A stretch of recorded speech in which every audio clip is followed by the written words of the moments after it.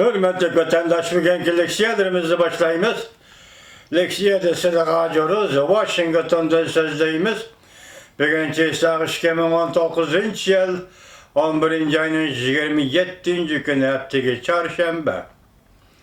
Bir kelime vaziyet meselen alaylı Amerika Koşmuş Ştatlarının Prezidenti Trump Şangay'daki ötküzülgen saylam doğrusu ihbarı bildirdi.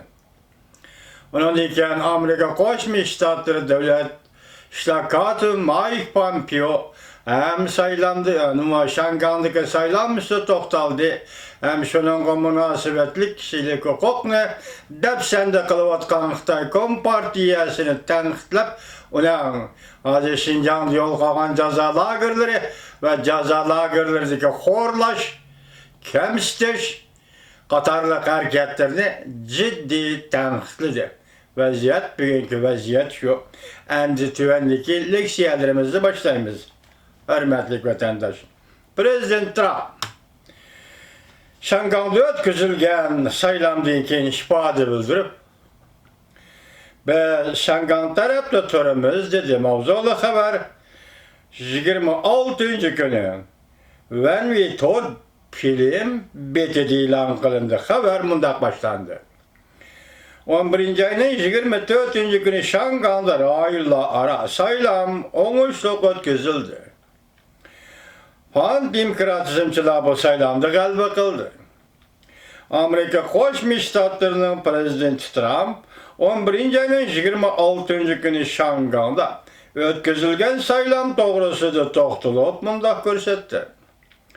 Amerika bilen Jungo imzalaydigan tunji basqıçlıq soda kelişimi en ahırkı basqıçqa kirip kelgen bir vaqtda biz Şangay namoyishchilari bilen bir septe turumuz. Şangayda demokratiyanın işqa oshqanligini ko'rishni xohlaymiz.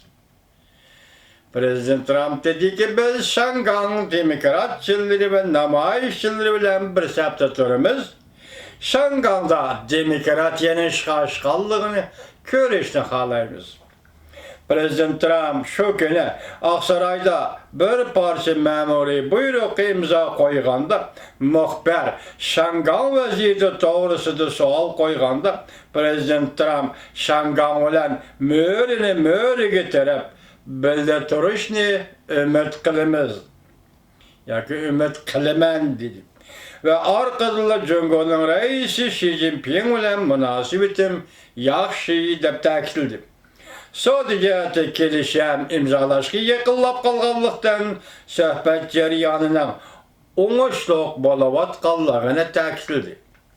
Şundaqla Şangay'da barliq ishlarning oңuşluq bo'lishiga tilakdoshlik bildirdi Prezident Trump. Ondan başka devlet şlakatı Mike Pompeo oxşaş gündü Şangay halkına 11. ayının 24.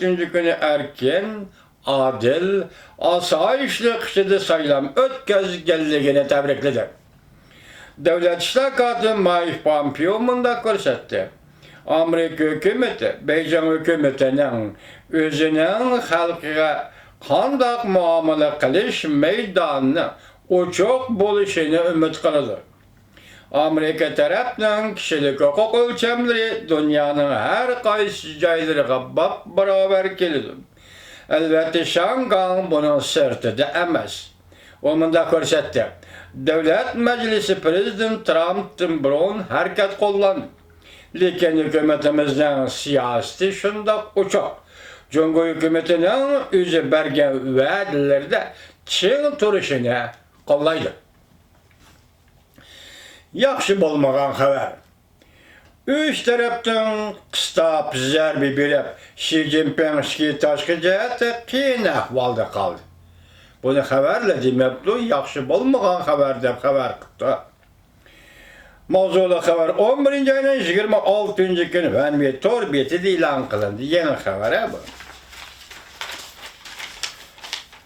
Yaqindan beri haberlerde ko'rsatilishicha Jungo'nun jasusi Wang Lichang qochib Avstraliyaga berib xalqaro taslim bo'lishni ishga oshirdi. Endi Cungo'dan kelip Avustraliya teslim bo'lgan ekan bu xalqaro teslim bo'lishi ishga oshdi. Şinjan yig'ib elish lagerlariga aloqador yangi hujjatlar orqa-orqadan e'lon qilindi. Birinchisi Wang Lichangning Avustraliyaga teslim bo'lganligi bu birinchi qo'rshab zarbi berish. Ikkinchisi Şinjan'da yig'ib elish lagerlariga aloqador yangi hujjatlar orqa-orqadan e'lon qilindi. Shangang Jungo Paras Davlat Qo'rg'uvchilar guruhi bu qatam Shangangda o'tkazilgan rayonlararo saylovda o'zil kesil mag'lub bo'ldi. Demak, hozir Xi Jinpingni hisob kelgan 3 masala, Xinjiang masalasi, ya'ni yig'ib elish lageri masalasi, anda markazdan alohida xizmatchi, ya'ni jasusi, Wang Lichangning Avustraliyaga kelib taslim bo'lishi, uchinchisi Shangangda o'tkazilgan rayonlararo saylovda Jungo paraslarning o'zil kesil mag'lub bo'lgan. 3 tarafdan kelgan zarbaning ostida qiyin ahvolda qoldi Xi Jinping deydi xabarda. Washington Post'si obzor e'lon qilib bunday ko'rsatdi.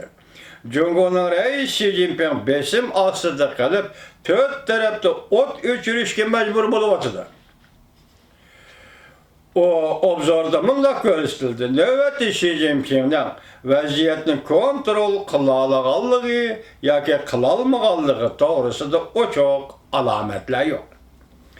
Washington Post'si gazeta obzorda bunday ko'rsatdi. Xi Jinping mushu bir hafta ichida 3 tarafdan qistab kelib zarba berishga uchradi.